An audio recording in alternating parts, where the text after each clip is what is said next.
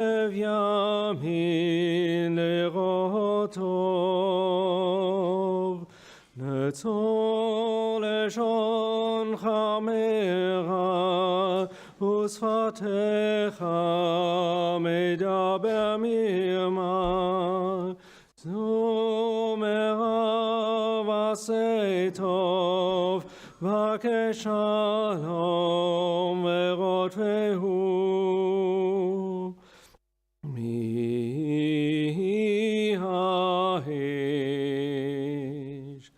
Echafetz Chaim,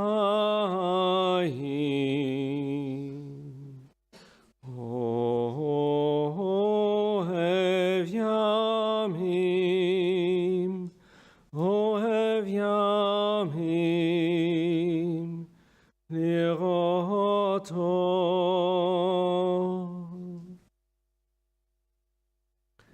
Jill, may I invite you with your grandchildren if they want to support my memorial candle.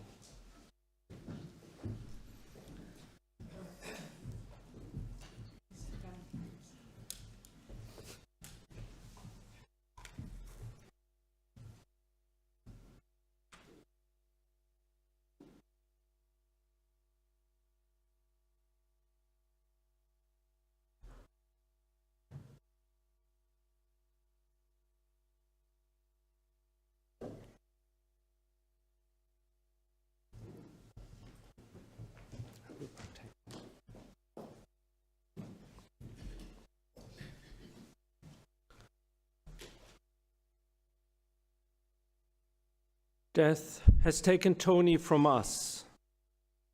In the space of a single moment, our world has shifted in ways that are almost beyond comprehension. It is difficult to imagine life without him, and the depth of our loss is only just beginning to settle upon us. Grief is not something that follows a set path, nor does it obey the passing of time in a linear way. It ebbs and flows. It surprises us, and it remains present in ways we may not expect. And so today we come together to hold one another in our sorrow, to lend our strength to those who grieve most deeply, and to find comfort in our shared presence. While it is tradition to hold a Shiva service at home, bringing the synagogue into the intimate space of the mourners, I believe we all can see why a different approach was necessary today. The sheer number of people gathered here is a testament to who Tony was, the impact he had, the relationships he built, and the love he inspired. This space filled with so many who cared for him has become our sacred place of remembrance. On behalf of the family, Jill, Paul, Dan, and Robert, their partners, and their children, I want to express heartfelt gratitude to each and every one of you for being here today. Your presence speaks volumes. It reminds us that grief is not born alone, but within the embrace of a caring and connected community. I'm Adrian, and I have the privilege of serving this congregation as their rabbi. It is my honor to stand beside Tony's family today as we say our farewells, not just as individuals, but as a collective, each of us shaped in some way by his life and his memory. The family also recognizes that not everyone who wished to be here was able to join us in person. To those who are thinking of Tony from afar, please know that your shared sense of loss and your gratitude for having known him transcend physical distance. Your love, your support, and your memories are deeply felt and cherished by those gathered here. This gathering is unlike a traditional funeral service, and it is not a regular synagogue service either. Instead, this is, first and foremost, a tribute to Tony. It is a space where we honor his life, his spirit, and his legacy. It is a moment to reflect, to listen, to remember, and to share. To truly honor someone's life is to tell their story, not just in facts, but in feelings, not just in dates, but in the way they touched others, not just in their achievements, but in the love they gave and received. Today, through words and memories, through prayer and reflection, we will weave together a tapestry of Tony's life. This is also a celebration of life, a recognition of the beauty and meaning in the years Tony was given. Judaism teaches us that life itself is a gift. Every moment, every encounter, every act of kindness and wisdom, these are the threads that make up the fabric of the life well lived. Tony's life was filled with energy, strength, wisdom, and joy. And while today we grieve his passing, we also express gratitude for the privilege of having known him, of having learned from him, and of having shared in his journey. And finally, this is also a time for reflection, a moment to sit with the unthinkable, to try to grasp what has happened not even a week ago. There is no right or wrong way to process such a loss. Each of us will feel it differently. Some will be overcome by emotion, others will find solace in quiet contemplation. Some will feel the weight of absence, while others will be filled with memories of presence. All of these responses are valid. Grief is as unique as love that precedes it. Shortly, I will invite George as well as Tony's 3 sons to share their memories with us. Interwoven throughout this service will be readings and prayers from our Jewish tradition, offering words of comfort and moments of quiet reflection. These words are not meant to take away the pain of loss, but to remind us that even in grief, we are never alone.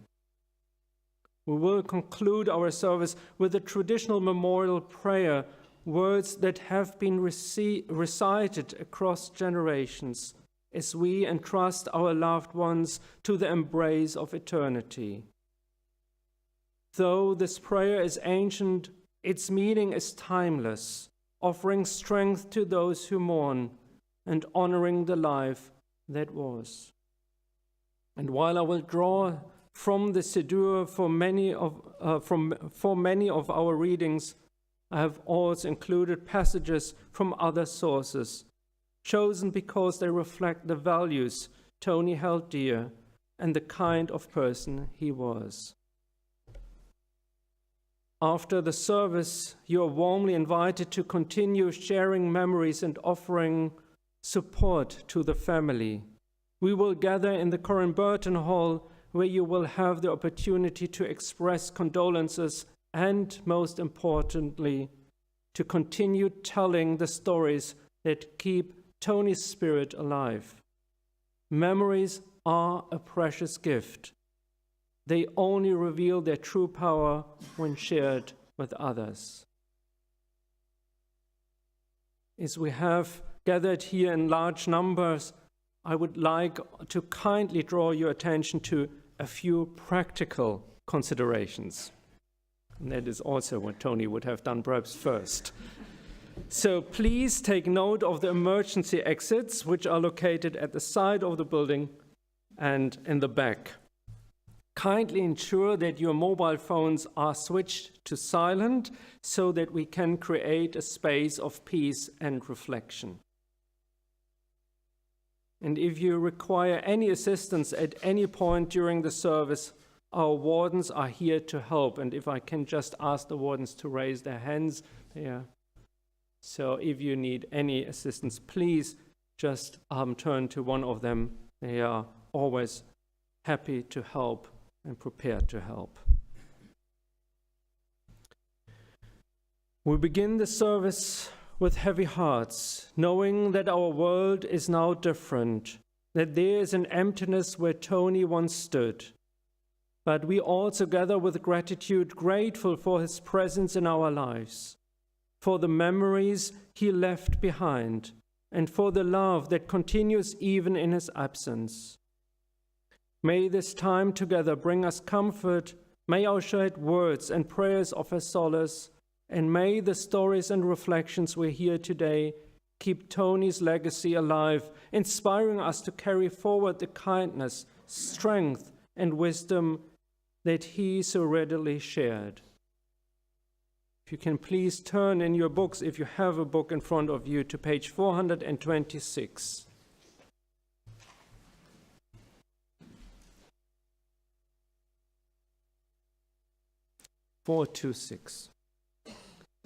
The soul of the righteous are in the hands of God, and no harm shall touch them.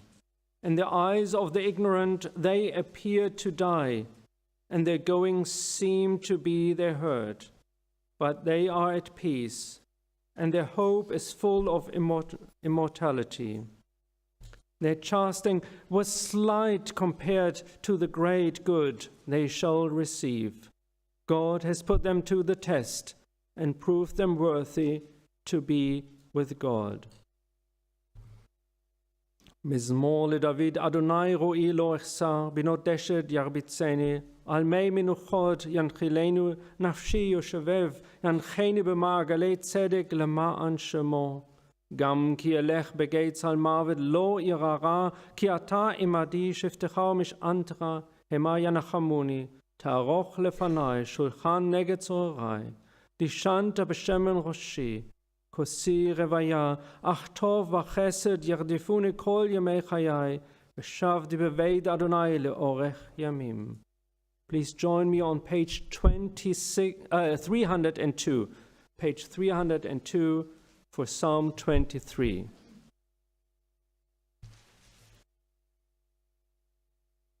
A Psalm of David. God is my shepherd, I shall not want. In green fields God lets me lie, leading me by quiet streams, restoring my soul, guiding me in path of truth, for such is God's name. Though I walk through the valley of the shadow of death, I fear no harm, for you are beside me. Your rod and staff, they comfort me. You spread a table before me in the front of my enemies. You soothe my head with oil, my cup runs over. Surely goodness and mercy seek me all the days of my life, and I shall dwell in the house of God forever. I would now like to invite Robert to join me and to share his memories.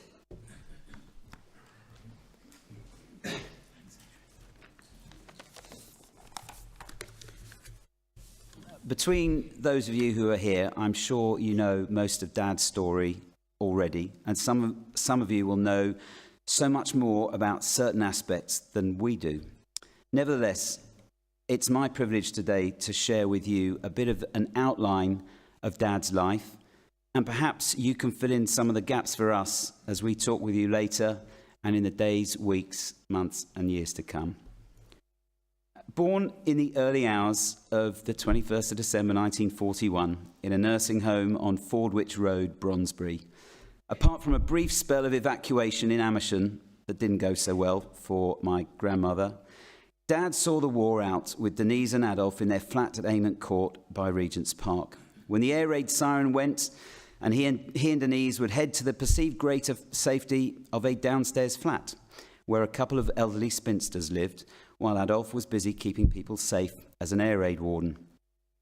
With the war over, Dad went to kindergarten in Abbey House on the Abbey Road, But with Lord's, a short walk away, it was sport rather than music that interested him most. At the age of 8, he moved to Eaton House, and from day one, he took the 137 bus to Sloane Square by himself and walked the remainder of the journey to school. No mobile phones to check where he was. He never lost that independent streak. City of London School beckoned when he was 11, and given his later successful career, there must have been something in his class that sprinkled magic leadership dust, as not only did his class produce Dad, but also Mike Brearley, one of the finest English cricket captains. Before he started at City, he'd already become an associate member of Roehampton Club as a 10-year-old, and we found a wonderful photo of him swinging a golf club most expertly while still in shorts. He became a full member at 18 and until Monday was the longest-serving member of the club with 73 years under his belt. And we'll hear from one of his great golf partners, George, shortly. Dad was also a director of the club from 1998 and chair for 4 years from 2003. So no one should have been surprised when Mum and Dad moved next door into Fairacres in 1999. More recently, Dad became an enthusiastic convert to croquet, embracing the sport with a proselytizing fervour and enjoying nothing more than bringing in new members to the croquet section, some of whom are here today, and teaching them the rudiments of the game and beyond. The only downside to his success at croquet was trying to find room for all the dozens of tumblers he kept winning at the competitions. Back at school, as well as golf, he was a key member of the Eton Fives team, as well as playing a number of other sports. Though whilst playing cricket with him in the back garden growing up, we could never quite work out how he managed to bowl left-handed and bat right-handed, or was it the other way round? I would have given my right arm to be ambidextrous like him. Thank you. There are a bunch of other dad jokes that I had to cut because I wasn't allowed the words. And that's why. Dad spent 3 happy years at Birmingham University studying for his Bachelor of Commerce. And he and Mum enjoyed many happy reunions since the first big reunion back in 1983. The BComs group, as they call themselves, have sent some lovely messages, including from Joyce, Mike, Therese, Richard, Carol and Doug, who remember a good friend, someone who was clever and kind, charming and delightful company, a man of wit and wisdom. Norman Cook, who I believe is here today with his wife Barbara, and David and Elaine Trout, remembers Dad as a, quote, bright, straightforward individual who during his university years apparently easily absorbed the complexity of Keynes' economic theory and was unfazed by the intricacies of coefficients of correlation and regression. No wonder that a successful career in accountancy was to follow. 2 years after graduating and having qualified as an accountant in 1965 with Stoy Hayward, Dad finally popped the question and went on to seal the deal with Mum, the love of his life, marrying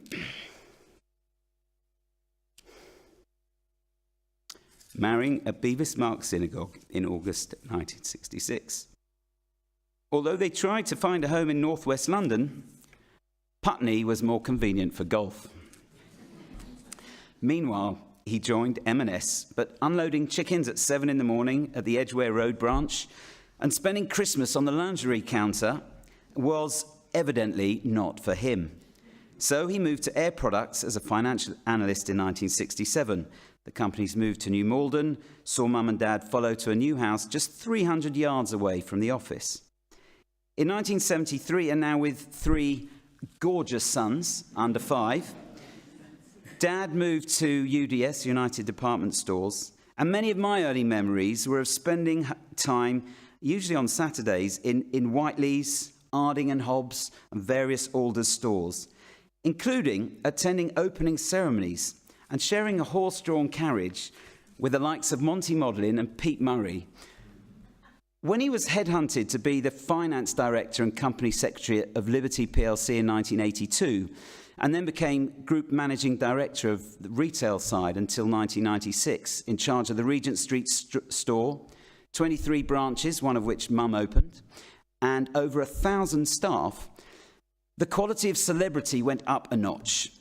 And we met Sylvester Stallone on the turning on of the Regent Street lights, which happened to be from his actual office. Dad's office, indeed. Not Sylvester Stallone's. Thanks, Mum.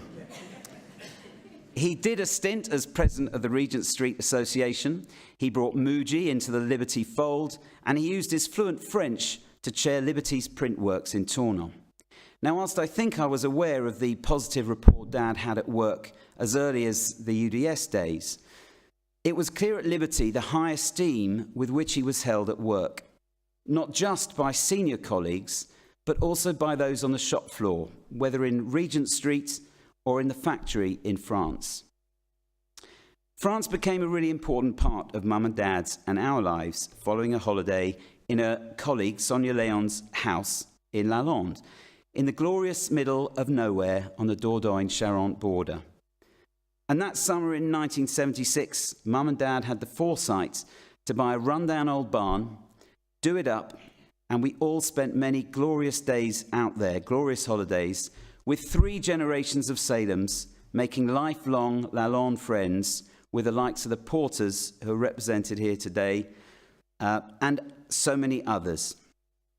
Thank you, Dad and Mum, for making so many memories for us as kids, and then us as adults, and for our kids too, as well as for many of your friends and our friends and family who've also made it out there over the years. After the first of many takeovers of Liberty, Dad left in 1996, and what followed was part-time work at Field and Trek and Jenner's, before he retired in 2005. Dad was, however, an inveterate volunteer and committee man, giving freely of his time and invariably ending up as chair. He was chair of governors at Ibstock Place for 15 years until 2004. And the current headmaster there, Chris Wolsey, was kind enough to write that, and I quote, "I know how much present-day Ibstock owes to him and his work. The school would not be what it is without him." Fran Bayliss, the head with whom Dad worked for the longest period of time, wrote, "I am indebted to Tony for making my years as headmistress of Ibstock Place such a dynamic period in the school's history. Genuinely fine testaments to his impact." Dad chaired both adult and youth courts as a magistrate for 14 years until 2011. His cousin Amanda was the key to him joining as trustee of the Roald Dahl Museum, which he did so with a passion for 12 years until 2017. He chaired the Hammersmith and Fulham branch of the Citizens Advice Bureau for 6 years until 2019, and he was a member of the Independent Monitoring Board at Wandsworth Prison for 6 years until 2018. Mum and Dad had joined Wimbledon Synagogue in 1975. And 35 years or so after his first stint on the council, his good friend Irving Childs, and his son Saul is with us this afternoon, urged him to help out by looking over the accounts of the synagogue. Typically forthright, as some of you will know, Dad ended his forensic and somewhat scathing review of the accounts by saying that, and I quote from the email, "They may show good news or bad news, but your guess is as good as mine." Sure enough, as night follows day, he became treasurer in 2020, reformed practice and process, and was recently appointed a vice president alongside Hilary Leake, who's also here today. One fellow board member commented in a card sent this week, commented on Dad's, I quote, "sometimes hand grenade style of participation in meetings." And he went on to say that he was always measured, helpful, and with a joke and laughter never far away. Since 2004, he's also been chair of Fairacres, a role for which he was renowned as someone who got things done, a trait that served him and so many others, including many Fairacres residents here today, so well for so many decades. He may not have suffered fools gladly, but his colleagues in business, on committees and in voluntary roles have always been so effusive about working with him. He got things done, but at the same time as caring deeply for his colleagues. When he was not working or chairing organisations or sorting things out for people, Dad kept himself busy with his hobbies of croquet, golf and bridge. He loved travel, and he and Mum made many new friends on their numerous trips to all parts of the world. And hopefully, Mum, those trips will continue. He read, he watched sport, but perhaps above all, he loved spending time with you, with us, with colleagues, with friends, and with family.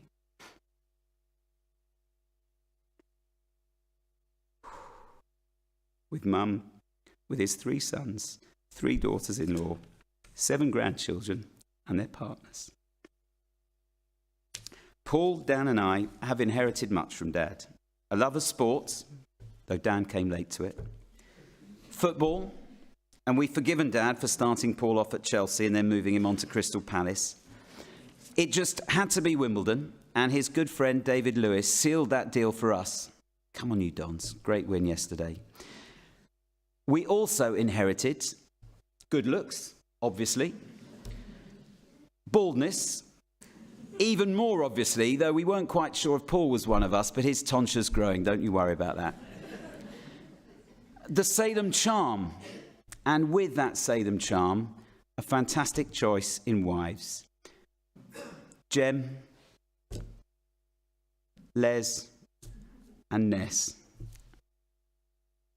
Dad had a can-do, glass-half-full approach to life, work and play, and he never gave less than 100% to whatever he did. Dad, we love you.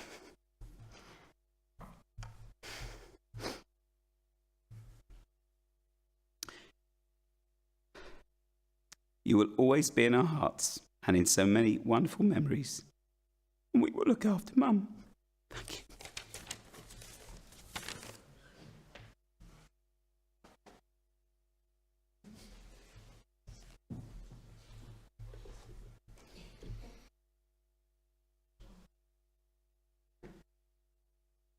If I may, I would like to add one small reflection to the memories, and we heard a little bit already about your father.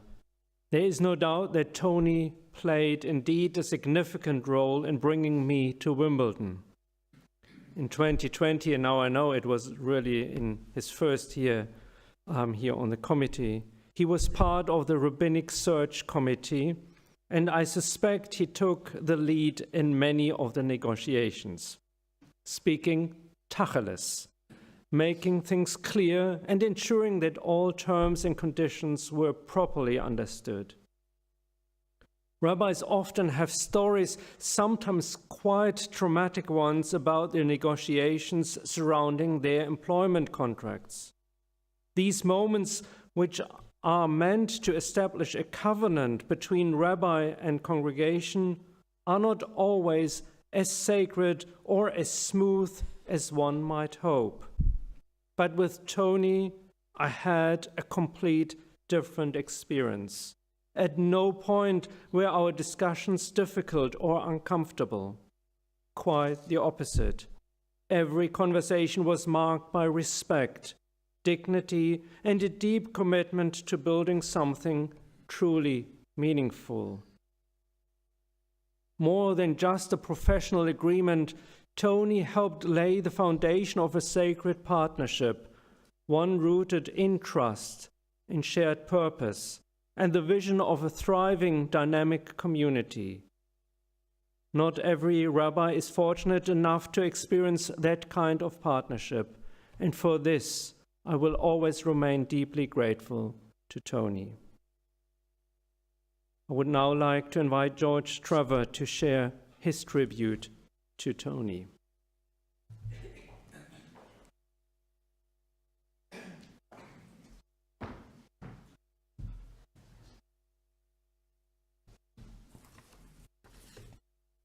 Well, I promise I won't talk too long. I felt very honoured to be asked by Rob if I'd like to talk about his father today, who, unlike me, loved to give speeches. I first met Tony some 65 years ago, when my father, as an early 21st birthday present, made me a member of Roehampton Club. Whilst it may be hard to you to imagine, at that time, Tony and I both had a good head of hair. I concentrated on playing tennis whilst he dabbled at it. Golf was his main sport.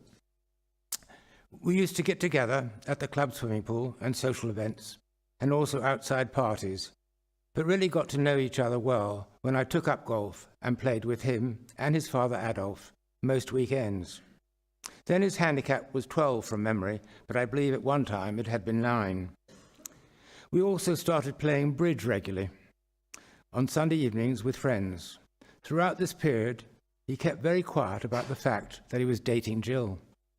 I did not know of the romance until he invited me to his engagement party in Swiss Cottage, which is when I first met his future wife.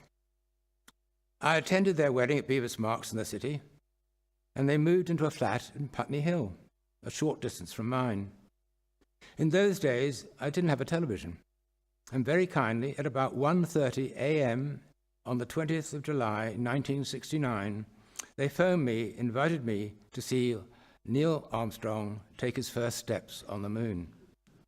Without thinking, I put on slippers, and in my pajamas and with a dressing gown wrapped around me, I ran down Putney Hill and sat on their bed watching the event. Tony went on to win the Lockwood Foster and Arthur Clarke golf competitions, and he and I continued to play golf regularly, as well as bridge. Whilst his bridge improved, mine remained pretty static, as I'm sure Jill will confirm. In 1998, he became a director of the club and a very successful and highly regarded chairman. Tony also joined the croquet section, and I understand became one of the best, if not the best, player in the club.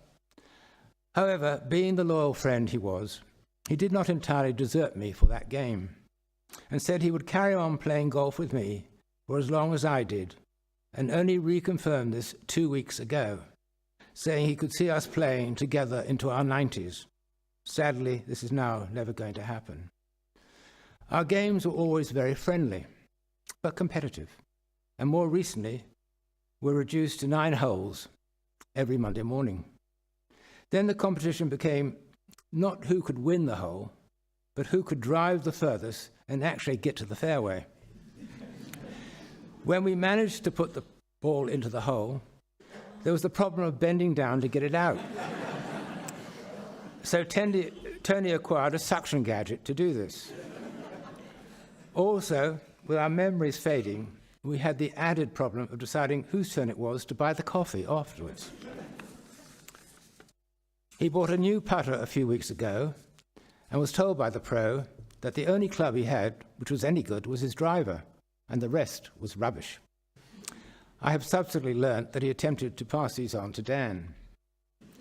In the last few years, he kept trying to get me to take up croquet, and even gave me a lesson a few months ago. I said I would think about it when I stopped working, and only recently decided to retire by the end of this year. Unfortunately, I have left it too late, and now doubt without him I will ever take up the game. Tony was one of my best friends, and his unexpected death has left a big hole in my life, as I am sure it has with many of you.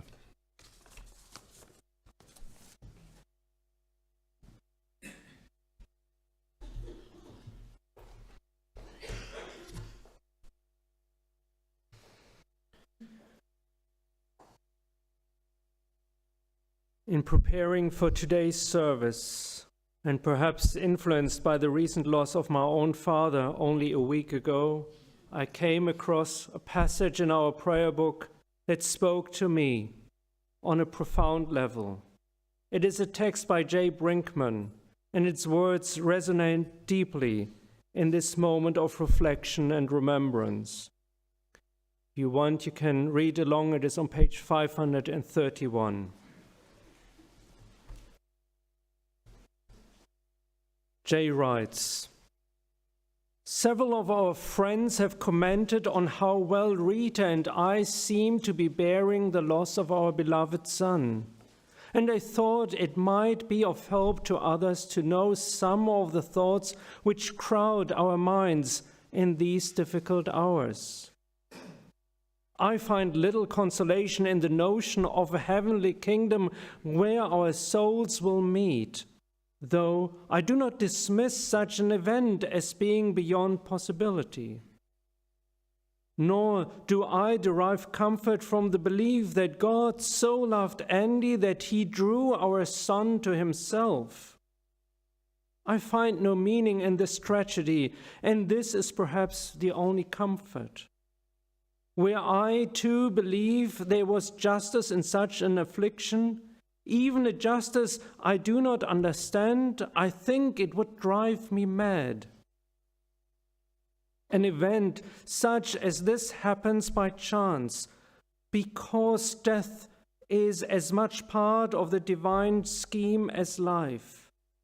Sorrow is as intrinsic to human existence as joy is.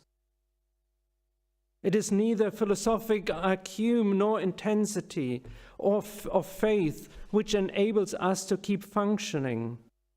Rather, it is the life force which continues to assert itself within us. Friendship, fresh adventures, laughter, and are extremely important now. The miracle of Jewish survival in the face of the many horrors which have dogged us through the centuries was an appetite for life under almost any conditions. It is this same craving for existence which makes Rita and me wish to continue and allows us to relish the days and experiences and friendships we may yet be privileged to know. Daniel, if I can invite you to join your words, to share your words with us.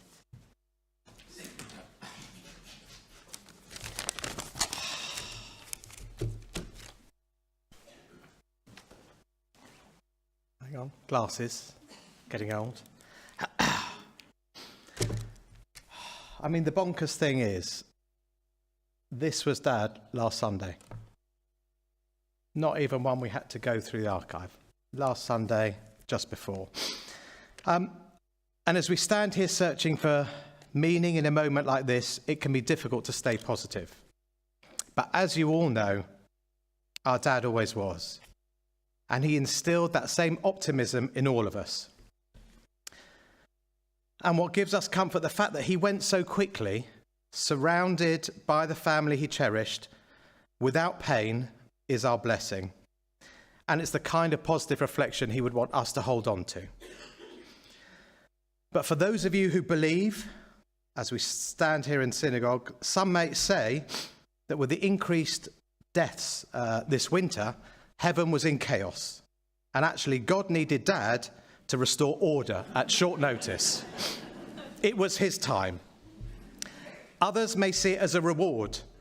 He was spared the slow decline of old age, illness, dementia, or suffering, and was taken so quickly. But Dad was not old. In fact, he was more active than most young people today. And actually, in terms of the young people today, I'm just going to interject, what was amazing last week was the support and the work of not only all the paramedics, who we had 8 paramedics in 4 cars come within 5 minutes, but also that worked on him, that also the staff at Ealing Hospital and all the nurses that didn't leave his side throughout his final hours, looking for whatever miracle they could find. But at this point, I'll never have a bad word to say, and whatever you hear in the press, the NHS in London is unbelievable. And I thank, on behalf of everybody, all the paramedics and staff that looked after him. But he, as you've heard, he truly squeezed every last drop out of life, just like an orange, which would say, which fittingly was actually his favourite fruit. Whether it was marmalade on toast in the morning or a quartered orange while watching TV with Mum in the evening, he loved them. And in many ways, he embodied an orange himself. As you've heard, he had the unmistakable shine on top, like myself and Rob. But importantly, his life was made up of so many unique segments, each coming together to make him whole. He was sweet on the inside, yet like the peel, he could be sharp and firm when things needed to be done right. And like a glass of fresh orange juice, he was good for you, always enriching those around him and always seeing the glass as half full. For those who had the privilege of working with him, and even those who didn't, he always offered sound advice, even if it was sometimes a little traditional. Sadly, this time, he forgot one of the golden rules which we were always taught as kids. Don't talk while you're eating, and always chew your food properly. Though, to be fair, asking a Salem not to talk is always going to be tricky. These days, the only mealtime rules seem to be no phones at the table.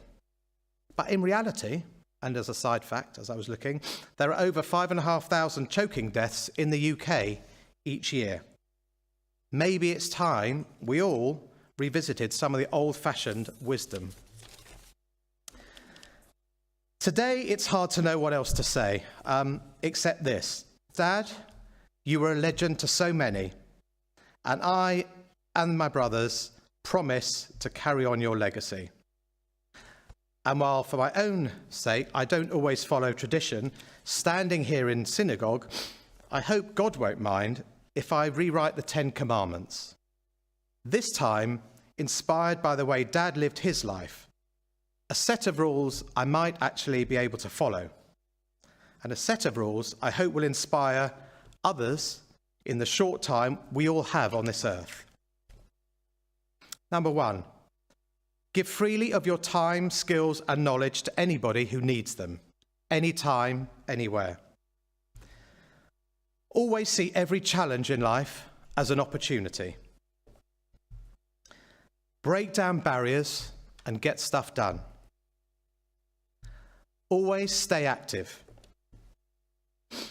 Express your opinions freely, based on facts, but without guilt. Be generous and always give without wanting. Entertain and engage those around you. 8, live with gratitude. Always be curious, and you too can all be oranges and squeeze the most out of life. And more importantly, and always, look on the bright side of life. The 19th century poet Robert Browning once said, "Ah, but a man's reach should exceed his grasp, or what's a heaven for?"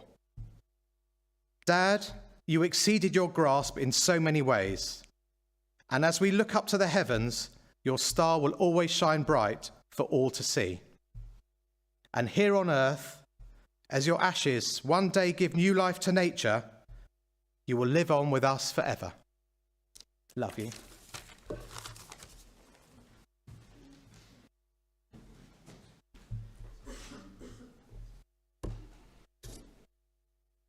Page 303.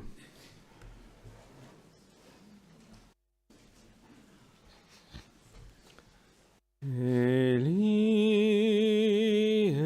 Eli, shelo yigamer leolam, hachol ve'ayam,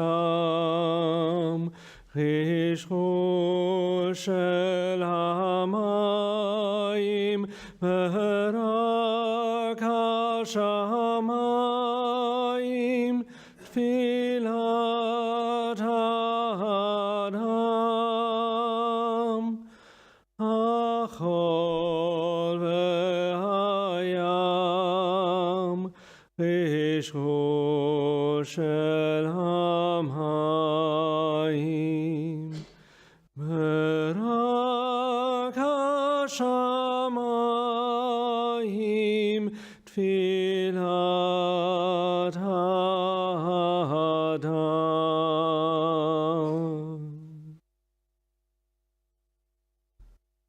Paul.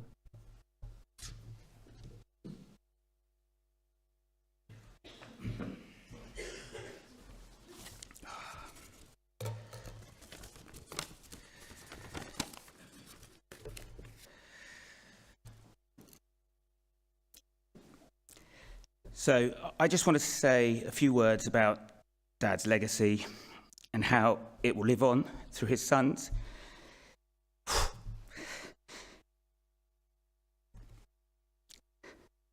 And the grandchildren.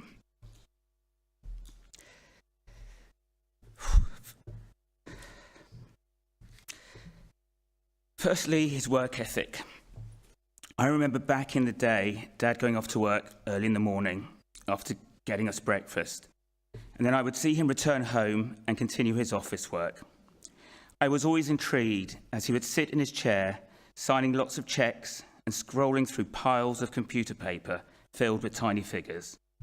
Perhaps it should have been no surprise that I went on to train as an accountant, and Rob found his subsequent love of a spreadsheet.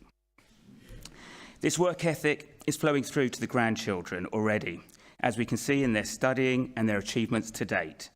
And some of them are just starting out on their work journeys, and are still coming to terms with their potential love of figures and spreadsheets. Then there was his love of golf. I have very fond memories of caddying and playing with Dad and Grandpa, and also with George back in the day, and then being able to have a cheeky sip of beer at an early age in the bar at Roehampton Club. The obsession for golf started at an early age with the grandchildren, with many mini golf competitions with Dad in France, in Auxerre and in Châtel. Although I continue to play golf, finally Dan and the grandchildren have started to take some lessons and are beginning to play the real thing. And I look forward to playing in the Salem Family Championships in honour of Dad in the years to come. And then, just maybe, as we all mature, that croquet passion just may kick in to the family as well.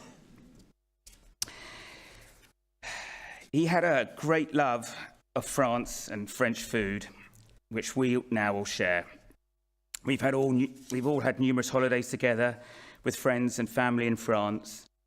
We have great memories of Mum and Dad converting what was then a barn in France, moving out hay bales, cleaning pigsties, building walls, and ultimately ending up with a fabulous house and a swimming pool. All the grandchildren have had that joy of holidaying together in Lalande, climbing the water towers and swimming in the pool. We all continue to holiday in France, and Mum and Dad inspired us to buy our own place up in the French Alps. As you've heard, one of Dad's most important legacies is his giving back to the community. And you can see that in his retirement, as Rob went through, he volunteered for many, many roles in different capacities. And I'd say that's inspired both myself, Dan and Rob to continue that ethic. And we have also volunteered for many roles, whether it's school governors, PTA, sports coaching, scouting, synagogue life, and also leading work in our local communities and bringing people together. And yeah, that's one of his most important ethics and legacies.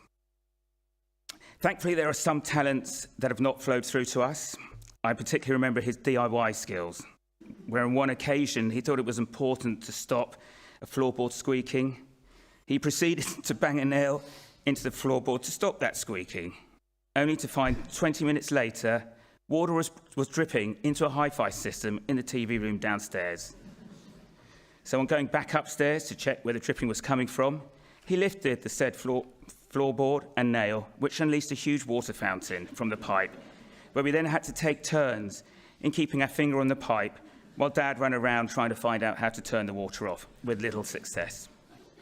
So luckily, that legacy has not flowed through to us yet. As you can see, his legacy will continue to live on through his family and his beloved grandchildren. And just on behalf, or finally, I just wanted to say on behalf of all the family, we want to express our deepest gratitude to each and every one of you for taking the time to come and celebrate Tony's life with us today. Your presence means so much to us during this difficult time. I also want to thank the synagogue staff who've been fantastic all week, and also Rabbi for helping us get through this week. And finally as well, also just to thank for the kind donations that have been made on the charities. We've so far raised, I think it was over £2,000 only this morning, but so please do go ahead and give generously. But ultimately, thank you very much, and I love you, Dad. I'll miss you. Thank you.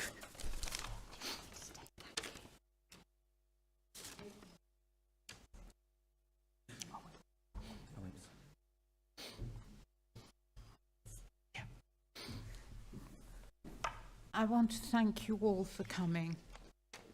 It's so kind of you. I want to thank everyone for their cards, their letters, praising Tony. You know, he used to come home and, like all couples, you have a row occasionally. And he'd say, I don't know why you're saying that. Everyone thinks I'm doing a good job. And I said, but it's like the boys when they were little. They went out with Tony's mother. She took them out on outings every holiday, every half term. And she came back and she said, you know, those boys, they are fantastic. They behaved so beautifully. And within 5 minutes of being at home, the devils took hold. No. So I said, well, you relaxed at home, you know.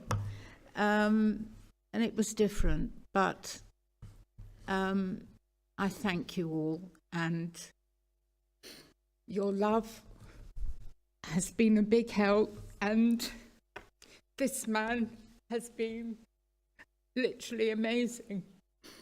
So thank you.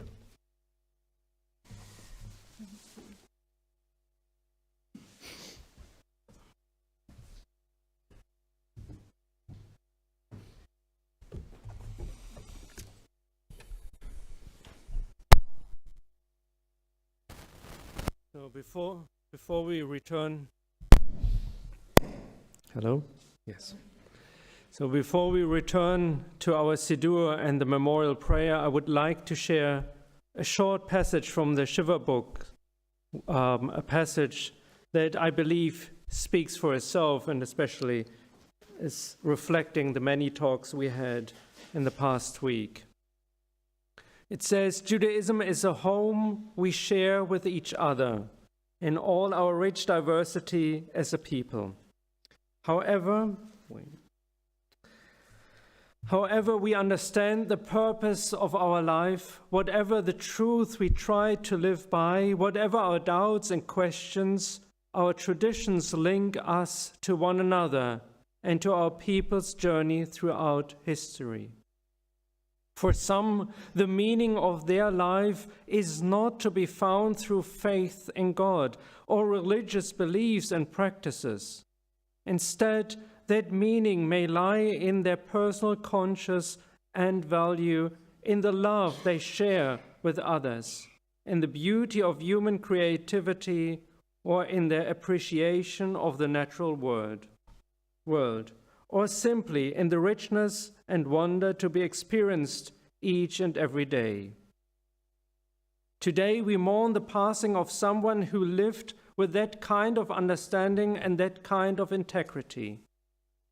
With deepest respect for that life, we offer now the prayers of our tradition, for they have sustained our people in all our uniqueness and differences.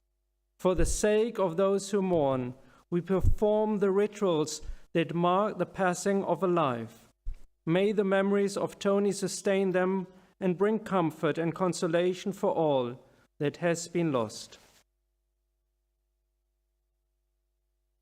God, we turn to you, weighted down by the loss of Tony, who has been so central to our lives.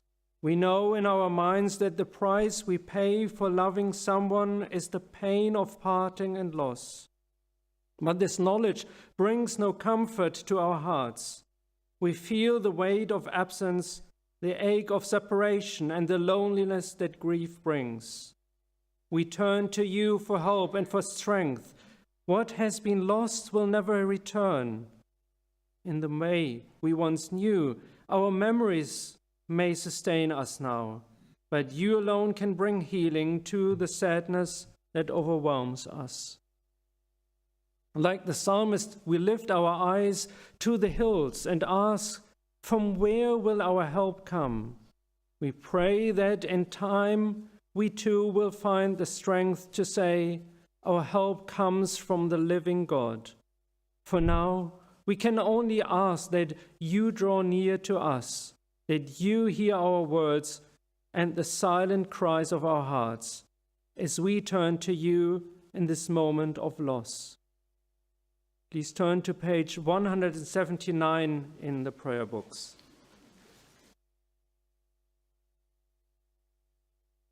(179). Esa enai el heharim me'ain yavo ezri me'im Adonai ose shamayim va'aretz. Al yiten lamod raglecha al yanum shomerecha hine lo yanum velo yishan shomer Yisrael. Adonai shomerecha, Adonai tzilcha, al yad yeminecha, yomam hashemesh lo yakeka, ve'yareach b'halayla. Adonai yishmorecha, mikol ra yishmor et nafshecha. Adonai yishmor tzetra uvoheka, me'ata ve'ad olam. Page 426, please.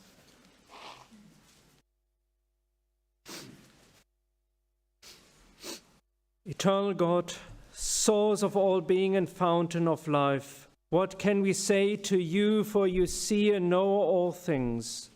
In your wisdom you formed the universe, and in your love you provided for all your creatures. What can we do but acknowledge your power, accept your gifts with gratitude, and according to your will give you back your own? Eternal God, source of all being, may the light of your presence shine on us as we gather here, our hearts bowed down by the loss of Tony, whom you have gathered to yourself. Accept in your great mercy the earthly life which has now ended, and shelter with your tender care this soul that is so precious to our hearts. We thank you for all that was gentle and noble in his life. Through his name, inspire us with the strength and light. Help us to use our grief itself for acts of service and of love. Eternal God, help us to realize more and more that time and space are not the measure of all things. Though our eyes do not see, teach us to understand that the soul of our dear one is not cut off. Love and truth are stronger than the grave. Just as our affection and the memory of the good he did unite us with him at this time, so may our trust in you lift us to the vision of a life that knows no death. God of our strength, in your weakness help us, in our weakness help us, in our sorrow comfort us, in our confusion guide us. Without you, our lives are diminished. With you, there is fullness of life forevermore. May the words of our mouth and the meditations of our hearts be acceptable to you, God, our rock and our Redeemer. If you are able to, please rise.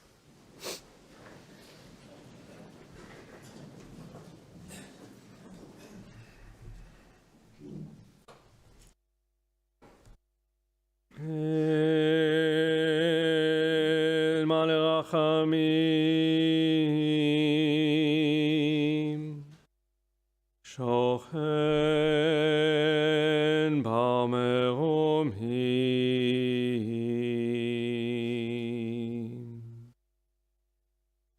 נעשה מנוחה נכונה על כנפי השכינה.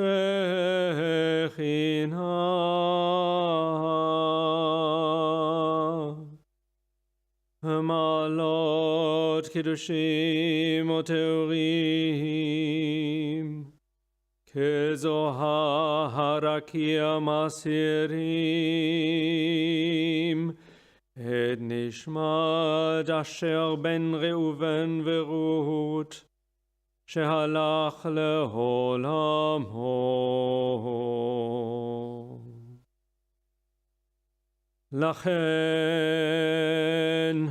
לכן בעל הרחמים, יסתירהו בסתר כנפיך לעולמים. יצחו בצחו החיים את נשמתו, אדוני הוא נחלתו, וינוח בשלום על משכבו.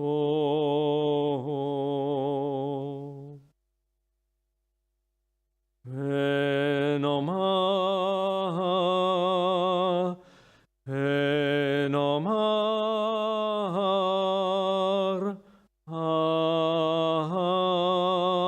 Amen. God, full of compassion, whose presence is over us, grant perfect rest beneath the shelter of your presence, with the holy and pure on high, who shine as the light of heaven, to Tony Salem, Asher ben Reuven Verut, who has gone to his everlasting home. Source of mercy, cover him in the shelter of your wings forever, and bind his soul into the gathering of life.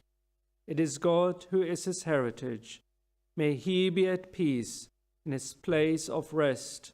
And we say, Amen. I invite now the family to say the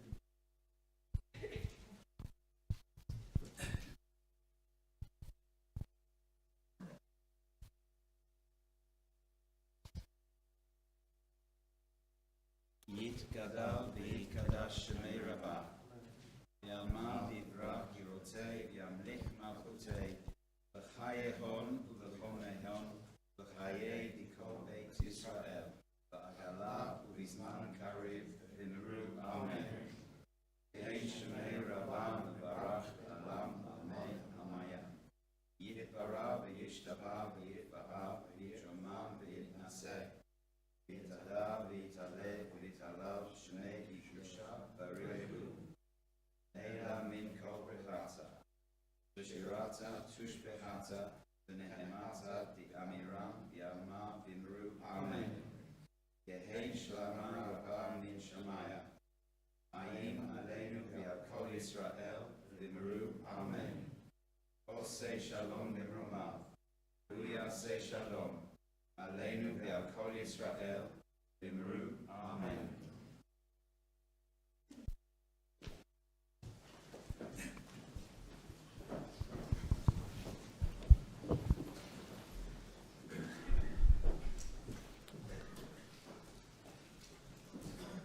This concludes our memorial service for Tony.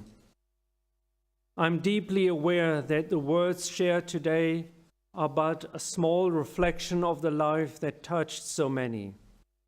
No single tribute can fully capture the depth of his impact, the love he gave, or the legacy he leaves behind.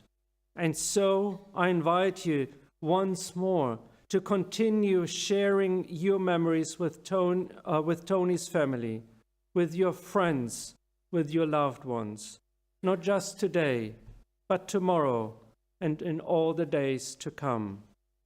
Hannah Sanish wrote these poignant words, Yesh Kochavim, there are stars, stars up above, so far we only see their light long, long after the star itself is gone. And so it is with people that we loved. Their memories keep shining ever brightly, though their time with us is done.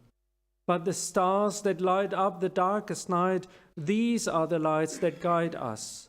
As we live our days, these are the ways we remember.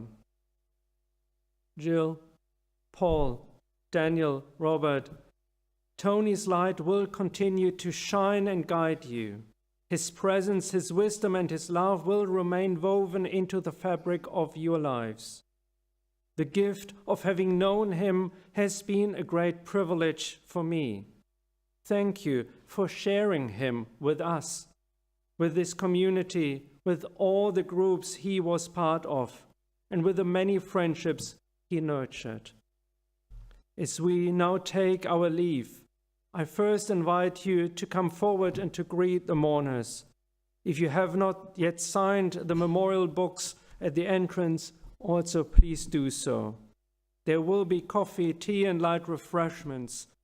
I encourage you to stay for a while, to find comfort in one another, to continue sharing stories, and to honor Tony's memory together. Thank you all for being here today. Hamakom yinachem etchem betoch sha'a avlei Zion v'Yerushalayim. May God console you among all who mourn in Zion and Jerusalem.